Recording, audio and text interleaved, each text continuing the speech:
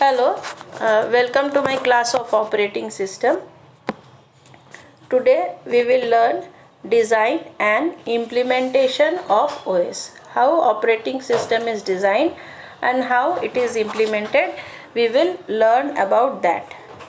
Now first we will start with operating system services.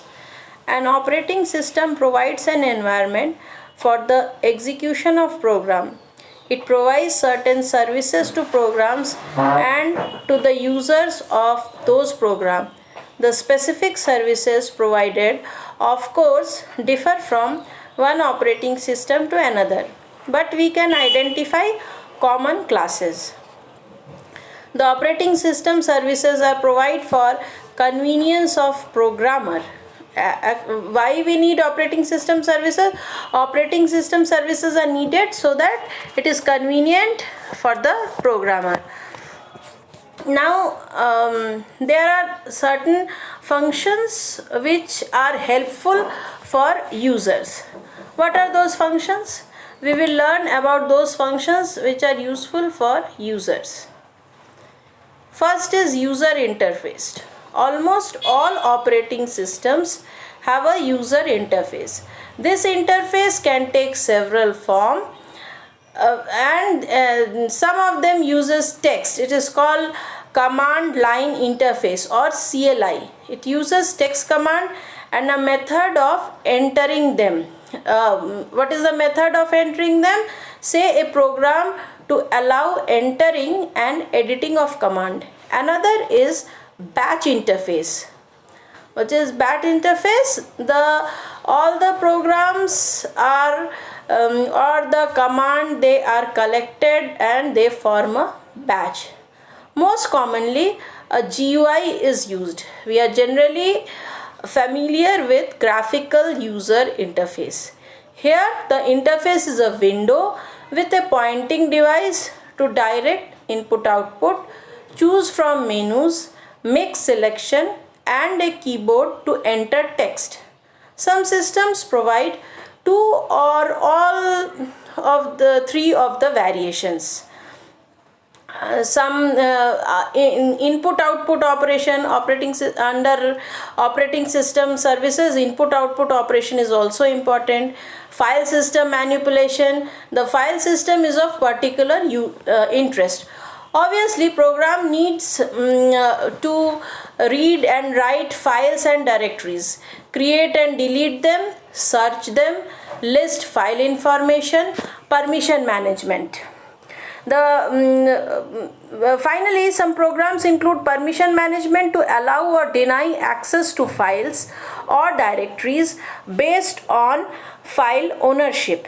Many operating systems provide a variety of file systems, sometimes to allow personal choice and sometimes to provide specific feature or performance characteristics. Now next we will this slide also we continue with the services of operating system. This one is communication. There are many circumstances in which one process need to exchange information with another process. Such communication may occur between processes that are executing on the same computer or between processes that are executing on different computer systems. Communication may be implemented via shared memory or through message passing, in which packets of information are moved between processes by the operating system. The next is error detection. Now operating system needs to be continuously aware of possible error. What can be the errors that operating systems should keep track of? Errors may occur in CPU and memory hardware, such as memory error, power failure, in IO devices such as parity error on tape, a connection failure on a network, or lack of paper in the printer and in the user program. What do we mean by user program? Such as an arithmetic overflow, an attempt to access an illegal memory operation, or too great use of CPU time. For each type of error, the operating system should take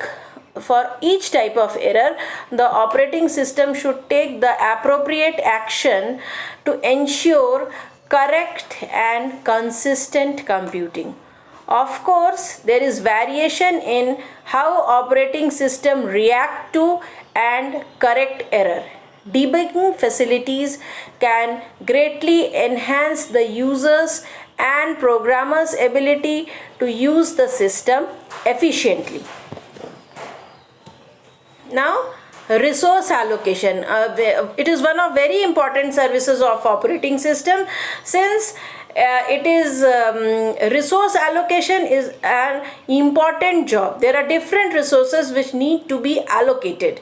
When there are multiple users or multiple jobs running at the same time, resources must be allocated to each of them. Many different types of resources are managed by the operating system. Some may have special allocation code like CPU cycles, main memory and file storage, whereas others such as IO devices may have much more general request and release code. For instance, in determining how best to use the CPU, operating system have CPU scheduling routines that take into account the speed of the CPU, the jobs that must be executed, the number of registers available and other factors. There may also be routines to allocate printers, modem, USB storage drives and other peripheral devices. Next service is accounting. We want to keep track of which users use how much and what kind of computer resource. The record keeping may be used for accounting, so that user can be billed, or simply for accumulating usage statistics. Usage statistics may be valuable tool for researcher who wish to reconfigure the system to improve computing services. Now, there's one is protection, another is security. We call protection and security. Under protection and security, we need the owners of information stored in multi-user or network computer system may want to control use of that information. When several separate processes execute concurrently, it should not be possible for one process to interfere with the others or with the operating system itself. Protection involves ensuring that all access to system resources controlled. Security of systems from outsider is also important. Such security starts with requiring each user to authenticate himself or herself to the system, usually by means of a password, to gain access to system resources. It extends to defending external IO devices, including modems and network adapters, from invalid access attempts, and to recording all such connection for detection of break-ins. If a system is to be protected and secure, precaution must be instituted throughout it. A chain is only as strong as its weakest link. Now, what are the types of system call? We will learn about the types of system call. First is, there are different types of system call. First is process control. Next is file management. Third is device management. Then information maintenance and communication. So this is an view of operating system services. We can see that there are different operating system services. The user and system program is there, then GUI, batch, command line. These are different types of user interfaces, and in the middle there is system call. Under system call, now there are different types of services which are provided by operating system: program execution, IO operation, file system, communication, resource allocation, accounting, error detection, protection and security, and then operating system. So these are the services which are provided by the operating system. User operating system interface or GUI. Generally we are familiar with this interface. Whenever we buy, say, a new machine, a new mobile, a new electronic gadget, it is very easy to understand. Even a child can understand the use of the interface with the help of GUI. It is user friendly metaphor interface. Usually mouse, keyboard and monitor is present. There are several icons. Icon represent files, programs, actions, etc. Various mouse buttons over object in the interface cause various actions. They provide information, execute function, open directory. Then invented at Xerox PARC. GUI interface is invented at Xerox PARC. It is the name of a company. Many systems now use both CLI and GUI interface. What is CLI? It is command language interface through which user controls the machine with the help of some command. Microsoft Windows is GUI with CLI command shell. We can write command in the shell. Apple Mac OS X as Aqua GUI interface with Unix kernel underneath the shells available, and in those shells we can use CLI. Solaris is CLI with optional GUI interfaces. Java Desktop, KDF. Now we come to program execution. What is the service of program execution? Operating system handles many kind of activities from user program to system program, like printer, spooler, name server, file server, etc. Each of these activities is encapsulated as a process. Following are major activities of an operating system with respect to program management. Loads a program into memory, handles program execution, provides a mechanism for process synchronization, provides a mechanism for process communication, provides a mechanism for deadlock handling. Program execution is an important service provided by operating system. Next is input-output operation. Input-output system comprises I/O devices and corresponding driver software. Driver hides the peculiar specific hardware devices from the user. An operating system manages the communication between user and device driver. I/O operation means read or write operation with any file or any specific I/O device. Operating system provides the access to the required I/O device when required. Now, file system manipulation. A file system is normally organized into directories. There are different directories in a file system. Why there are directories? So that navigation becomes easier. These directories may contain other files or directories. They are subdirectories.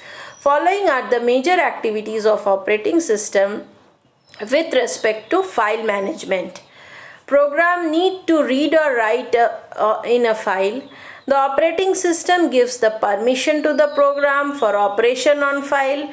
Permission varies from read only, read write, denied, and so on. Operating system provides an interface to the user to create and delete file. Creation and deletion of files is so easy. With the right click we can create a file, save as, we are saving the file, then with a click we can delete a file, but this interface is provided by the operating system. Operating system provides an interface to the user to create and delete directories. Operating system provides an interface to create the backup of file system. We need backup so as to restore the system in case there is any problem. Communication. Operating system manages communication between all the processes. Multiple processes communicate with another through communication lines in the network. The operating system, routing and connection strategies, and the problem of contention and security. Following are the major activities of an operating system with respect to communication. Two processes often require data to be transferred between them. Both the processes can be on one computer or on different computers but are connected through a computer network. Communication may be implemented by two methods, either by shared memory or by message passing. These are the two methods through which operating system communicates. Now we come to error handling. Error can occur anytime or anywhere. An error occurs in CPU, in I/O devices, or in the memory hardware. Following are the major activities of operating system with respect to error handling. The operating system constantly checks for possible error.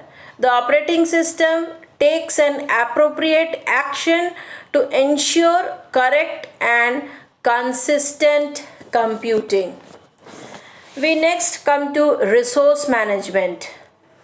In case of multi-user, there are different kinds of resource which are attached to a computer, and operating system manages all the resources. In case of multi-user or multitasking environment, resources such as main memory, CPU cycles, and file storage are to be allocated to each user or job. Following are the major activities of an operating system with respect to resource management. The OS manages all kind of resource using schedulers. CPU scheduling algorithms are used for better utilization of CPU. What is CPU scheduling algorithm? Soon you will learn. There are different CPU scheduling algorithm in next classes. Since we have just started, so soon we will learn how the CPU schedules different processes in a multi-user system. Protection. Protection provides a mechanism for controlling access to resources provided by computer system.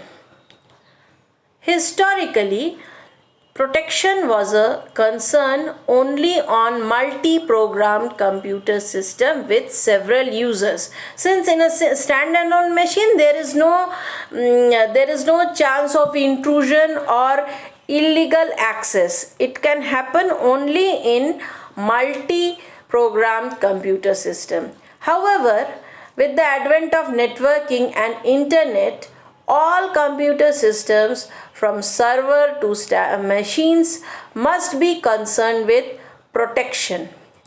Typically, system calls provide protection include set permission and get permission, which manipulate the permission settings of resources such as files and disk. The allow user and deny user system call specially specify whether particular users can or cannot be allowed access to certain resources. Following are the major activity of operating system with respect to protection. The OS ensures that all access to system resources controlled. The OS ensures that external IO devices are protected from invalid access attempts. The OS provides authentication feature for each user by means of password. Thank you for watching. Hope you all have understood what are the services provided by operating system.